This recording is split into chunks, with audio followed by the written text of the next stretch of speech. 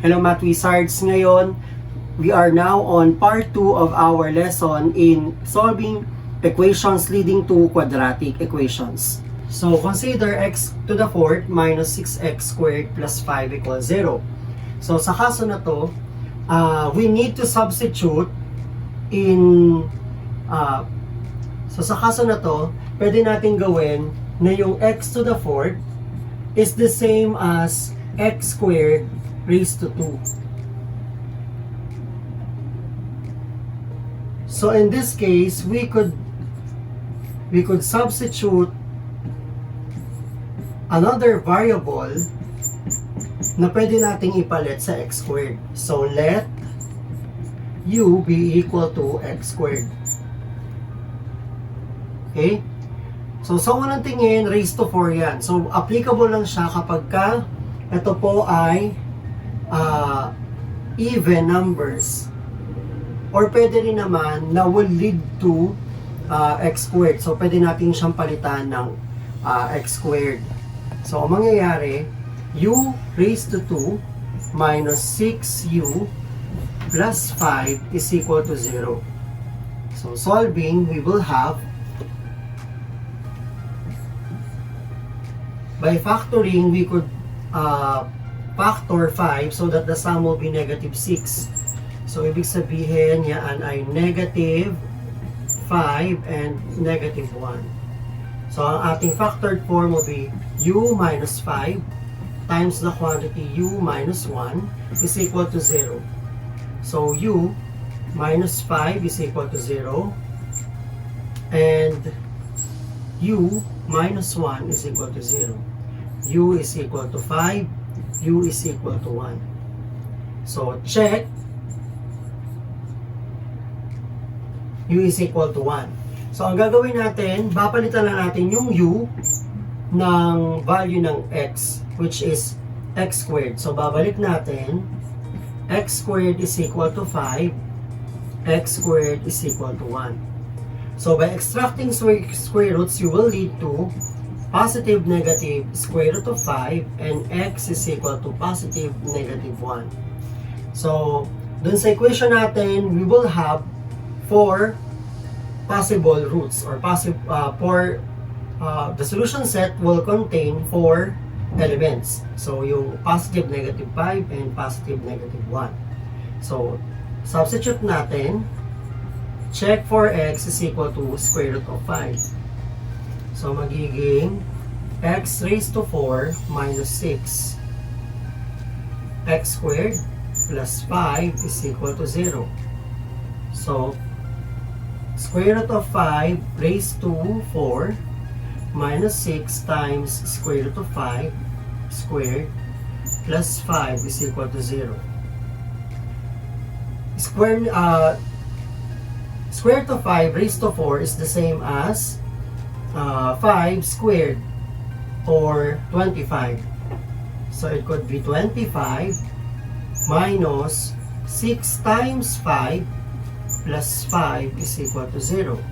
So 25 minus 30 plus 5 is equal to 0. 30 minus 5 is negative 5 plus 5 is equal to 0. 0 is equal to 0. Check. For x is equal to negative square root of 5. So, x to the 4th minus 6x squared plus 5 is equal to 0. So, the square root of negative square root of 5 raised to 4 minus 6 square root of negative 5 squared plus 5 is equal to 0. So, magiging 25 again minus 6 times 5 plus 5 is equal to 0. So 25 minus 30 plus 5 is equal to 0. So mangyayari, negative 5 plus 5 is equal to 0. 0 is equal to 0. Now let's check. Check for x is equal to positive 1. So, x to the 4th minus 6x squared plus 5 is equal to 0. 1 raised to 4 minus 6 times 1 squared plus 5 is equal to 0. 1 minus 6 times 1, negative 6, plus 5 is equal to 0. So, negative 5 plus 5 is equal to 0. 0 is equal to 0. Check. For x is equal to negative 1. X raised to 4 minus 6x squared plus 5 is equal to 0. Negative 1 raised to 4 minus 6 times negative 1 raised to 2 plus 5 is equal to 0. So 1 minus 6 times 1, negative 1. Negative 1 squared is positive 1. So negative 6 times 1 is negative 6. So 1 minus 6 is negative 5. Plus 5 is equal to 0. 0 is equal to 0. So therefore, yung apat na sagot natin will satisfy the equation. So the answer will be positive, negative, square root of 5, and positive, negative 1. So let's have example number 2. The square of x minus 2 plus 9 minus 9 times the quantity x minus 2 plus 8 equals 0. So, makikita naman natin na pwede nating palitan yung binomial na x minus 2 ng isang variable. So, we could let u be equal to x minus 2. So, u squared plus 9u plus 8 is equal to 0. Factor 8 so that the sum will be equal to 9. That is 8 and 1. So, ang factored form ng u squared plus 9u plus 8 is equal to 0 is u plus 8 times u plus 1 is equal to 0. So, solving for u by zero product property, u is equal to negative 8 and u is equal to negative 1. Okay, so since nakuha na natin yung value ng u, pwede na natin ipalit yung x minus 2 para dun sa u. So x minus 2 is equal to negative 8 and x minus 2 is equal to negative 1. Okay, so lipat natin, solving for x. So plus 2 na siya. X is equal to negative 6. X is equal to negative 1 plus 2. X is equal to positive 1. Now let's check for x is equal to negative 6. So x minus 2 squared plus 9 times x minus 2 plus 8 is equal to 0. So, negative 6 minus 2 squared plus 9 times negative 6 minus 2 plus 8 minus is equal to 0. So, magiging negative 8 squared plus 9 times negative 8 plus 8 is equal to 0. So, 64 minus 72 plus 8 is equal to 0. Negative 8 plus 8 is equal to 0. 0 is equal to. Continue. Let's check for x is equal to positive 1. So 1 minus 2 squared plus 9 times 1 minus 2 plus 8 is equal to 0. Therefore, negative 1 squared plus 9 times negative 1 plus 8 is equal to 0. We will get 1 minus 9 plus 8 is equal to 0. Negative 1, negative 8 plus 8 is equal to 0. 0 is equal to 0. Therefore, ang final answer natin dun sa equation will be negative 6 and 1 since yun ang nag-satisfy sa ating equation.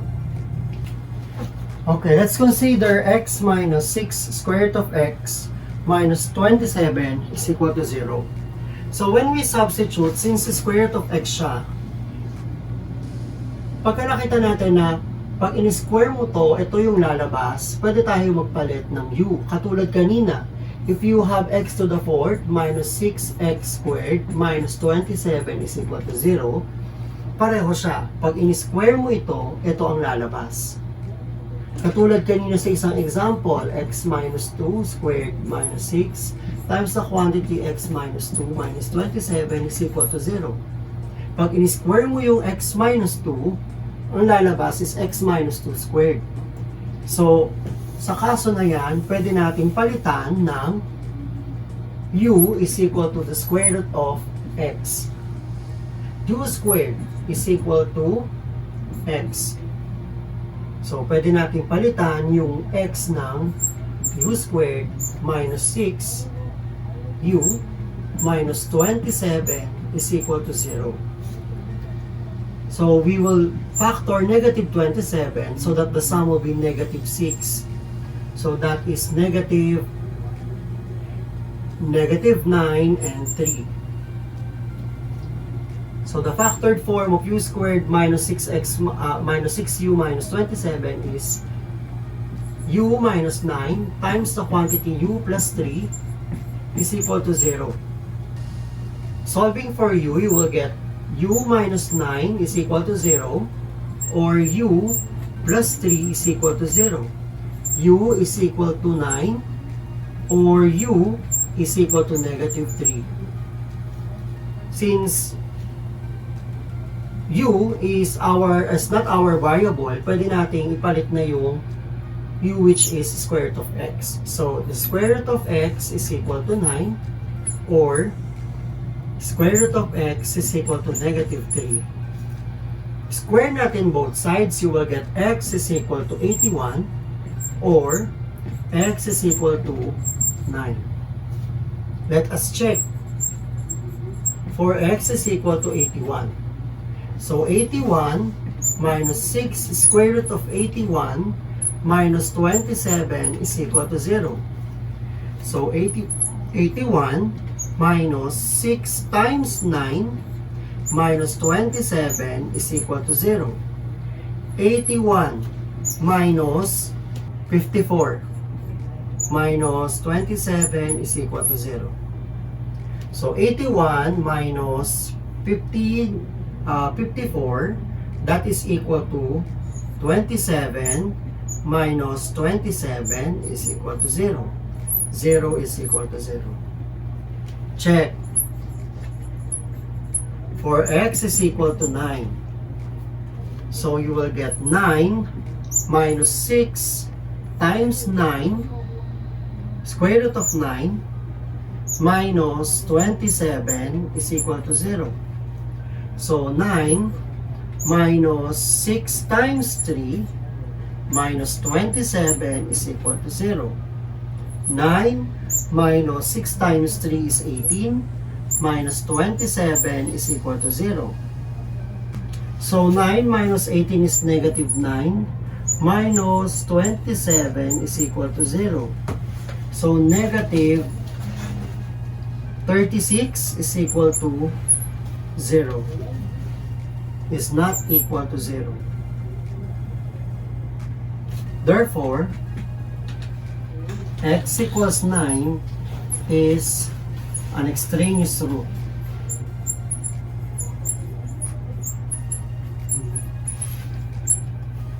Okay. So, napakahalaga ng check. Checking is one of the important part in our solution because we will be identifying extraneous root in the equation. So, hindi po lahat ng mga roots na nasa-solve natin will satisfy the equation katulad nito. So, x equals 9 is one of the extraneous root of the equation. Therefore, ang ating solution set is 81. Okay, let's consider x raised to 2/3 plus 3x raised to 1/3 minus 10 equals 0. So in this case, the same nung mga nakaraan, yung mga naunang example, makikita natin na yung x raised to 1/3 was raised to 2, ito yung lalabas. So, ibig sabihin, you will just let u be equal to x raised to 1/3. And u squared is equal to x raised to 2/3. So, magiging u squared, magiging u squared plus 3u minus 10 is equal to 0. Okay, so we will factor negative 10 so that the sum will be equal to positive 3. So, magiging 5 times 2 at ang negative ay yung 2. So, the factored form of u squared plus 3u minus 10 is equal to 0 is u plus 5 u minus 2 is equal to 0. Solve for solve for u plus 5 is equal to 0 or u minus 2 is equal to 0. U is equal to negative 5 or u is equal to positive 2. Solve, now we will substitute x raised to 1/3 for u. So x raised to 1/3 is equal to negative 5 or x raised to 1/3 is equal to 2. Para mawala natin yung 1/3, i-raise natin siya sa 3 para maging 1 yung ating exponent. So, magiging x raised to 3 over 3 is 1. X raised to 1 is equal to negative 5 raised to 3. Or, x is equal to 2 raised to 3. X is equal to negative 5 raised to 3 is negative 125. Or, x is equal to 2 raised to 3 is 8. So now let's check. For x is equal to negative 125. So magiging negative 125 raised to 2/3 plus 3 times negative 125 raised to 1/3 minus 10 is equal to 0. So, negative 125, ang cube root niyan, so kapag kayo nasa denominator, yun yung, you will get the cube root or square root, depende dun sa order niya. So, you will get the square root and you will square it. The answer is 25. Plus, so paano nangyari yun? So, negative 125 raised to 1/3 is the same as negative 5. Negative 5 squared is equal to 25. Kaya 25. So 3 times the cube root of 125 is 5. Negative 5. Minus 10 is equal to 0. 25 minus 15 minus 10 is equal to 0. 25 minus 25 is equal to 0. 0 equals 0. Therefore, x equals negative 125 is one of the roots of the given equation. Let's move on and check for x is equal to 8. So, x is 8 raised to 2/3 plus 3 times 8 raised to 1/3 minus 10 is equal to 0. So 8 raised to 1/3 is equal to 2. 2 squared is equal to 8. 2 squared is equal to 4. So 4 plus 3 times 2 minus 10 is equal to 0. So 4 plus 6 minus 10 is equal to 0. 10 minus 10 is equal to 0. Therefore, 0 is equal to 0. Therefore, our solution set will be negative 125 and positive 8 because they both satisfy the equation. Okay, try solving this equation and then we will check on the next video. Like, share, and comment your suggestions on the comment box below, and don't forget to subscribe. To get notified with our latest videos, just click the notification bell.